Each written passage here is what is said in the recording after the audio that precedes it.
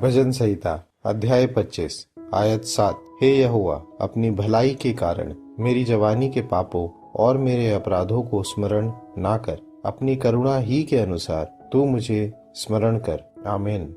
परमेश्वर भला है और उसकी करुणा सदा की है। हम पुराने नियम में भी जब देखते हैं, मूसा, अब्राहम, दाऊद, वे सभी लोगों ने यही चाहा कि किसी मनुष्य के हाथों में आने के बजाय वो परमेश्वर के ही हाथों में रहे, क्योंकि वे सब जानते हैं कि परमेश्वर भला है और विलंब से कोप करने वाला है। हमारा यहोवा परमेश्वर, हमारे यहाँ हमारे पिता इतने भले हैं कि वो हमारी सारी बुराइयों को भूल चुके हैं, जैसा उन्होंने इब्रानियों में भी लिखा, मैं उनके पापों को और उनके धर्म के कामों को फिर कभी स्मरण ना करूंगा। और जब इनकी क्षमा हो गई है तो फिर पाप का बलिदान नहीं रहा। हर एक वचन में हम परमेश्वर के प्रेम को देख सकते हैं। जब हम इब्रानियों में देखते हैं तो साफ देख सकते हैं कि परमेश्वर ने हमें सर्वदा के लिए पवित्र और धर्मी किया। मगर कैसे? इसके लिए उन्होंने एक बड़ा बलिदान दिया, अपने इकलौते पुत्र का, जिसको उन्होंने भेजा, और प्रभु यीशु ने अपनी जान सलीब पर दी, जिससे कि उनके लहू बहाए जाने से,